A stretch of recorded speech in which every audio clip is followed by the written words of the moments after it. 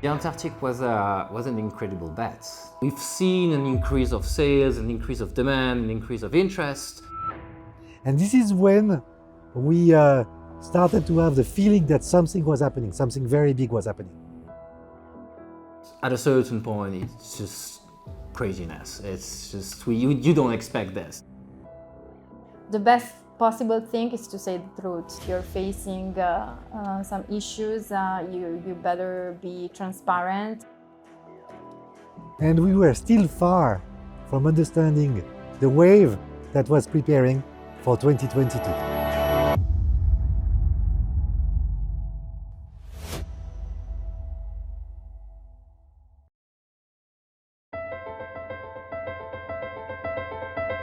In 2021, we started again to travel. And this is when we started to have the feeling that something was happening, something very big was happening. We focused on Geneva Watch Days. Geneva Watch Days, which is really becoming the second big moment of the year for presenting watches. It's happening at the end of August, beginning of September in Geneva. And what we noticed in the Geneva Watch Days was that suddenly the demand was very strong. It was strong for us, it was strong for everyone. We could say the tide is high. And the tide was very high for us. So we actually launched the Rattrapante, the first edition of the Rattrapante, and we sold it in 57 minutes. That was like, wow, how can that happen? You know, we were used to some big hits, you know, like when we did the Fratello edition, it was sold in 21 minutes from 6 a.m. to 6:21 a.m. But that was the Antarctique. For a big piece like the Rattrapante, we were expecting a much longer period for sale, at least 1 day, maybe 2 days. So we were taken by surprise. After that, we went to India, and the launch of the brand over there was incredible. We never have seen that. And then we moved to Dubai, and the interest of the Emirati, of the watch community over there was so strong that again, we got kind of, you know, overwhelmed by what was happening. And everybody was asking, you know, can I see the new product? I heard you've got a salmon. I heard you've got a glacier blue. I said, yeah, I'm testing them. I'm showing them on my Instagram, but we should not sell them. They're not launched yet. And then we understood that it was over. You know, we were taken over by the wave, you know. So we had to release it. And we released it, and we got sold out on the salmon without having had the time to really say to everyone, it's launched, you know. It was like completely new. And so in between this Rattrapante and the hit it made, and the new edition of the Antarctique with the Passage de Drake that was now being more developed, we suddenly started to receive a lot of orders. We tried to make 400 watches in the year 2021, and we did 300 out instead of 400. So we're still in the same proportion of where are we compared to the objective. It was really very difficult to achieve that number with the resources we had, with the setup we had, with the facility we had. We were suddenly, instead of speaking of tens, we were speaking of hundreds. And we were still far from understanding the wave that was preparing for 2022. We were just trying to do our best in a context that was very difficult. I'd like to make an example, that is the example of the stand, the booth in Baselworld, to describe the evolution of the brand. At the beginning, when I joined in 2017, we were at the second or first floor, very, very far from the stairs, close to the toilet.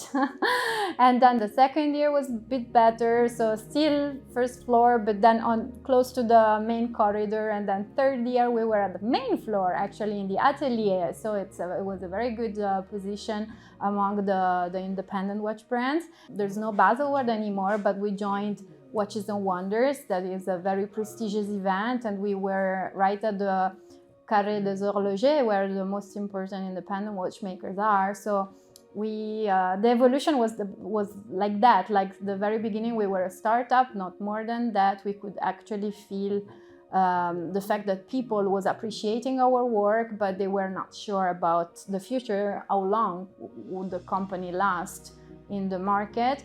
And now we are looked at as one of the most interesting, maybe, or creative independent watchmakers out there. So the perception has evolved.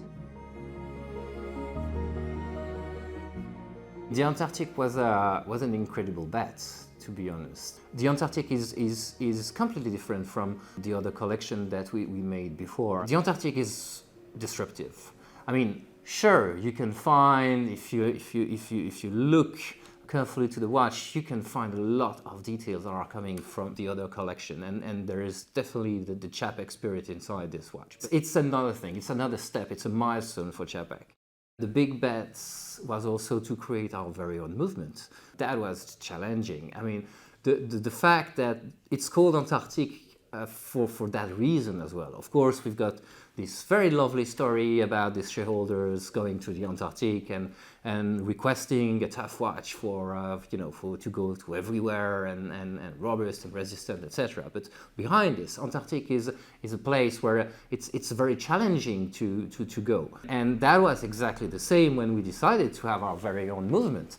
That was a huge challenge for a very, very small company like us with limited resource. Yes, so that is the main thing.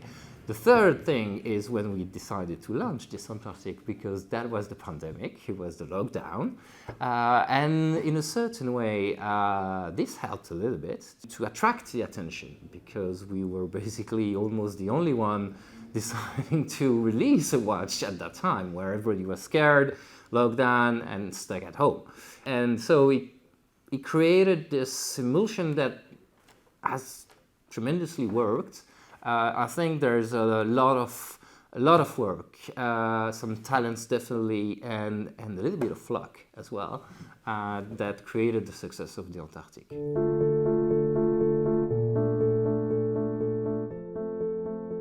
We finished 2021 in a very happy mood, because we were so happy to do in the end 300 watches, which is quite an incredible number when you are used to do 150 per year. And then at the beginning of January, I had my cardiovascular accident, which was the price to pay for putting myself under so much pressure, under so much work, under so much tension. But then, as soon as I could start working again, which means actually 2 days while I was stopped for 2 months. 2 days after, in the hospital bed, in the hospital, I was connecting with the design team for a short design meeting. So that was completely crazy, and they said to me, "Shouldn't you rest a bit?" So I said, "Yeah, you're right, I should rest." Anyway, so I had quite a long recovery phase of 2 months. And after that, it was Watches and Wonder.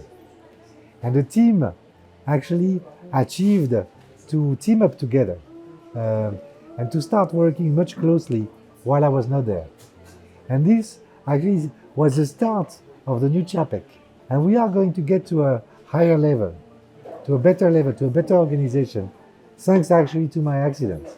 You cannot tell yourself, delegate, because you cannot even work. So you are per se delegating. So this has made that the company has really changed quickly and has catch up on the second phase, which is the growth phase, the scale-up phase. Watches and Wonder was incredible. Watches and Wonder, the tide and the excitement again around watchmaking, high-end watchmaking, was visible. Not only for us, not only for independent, for everyone. It was completely crazy.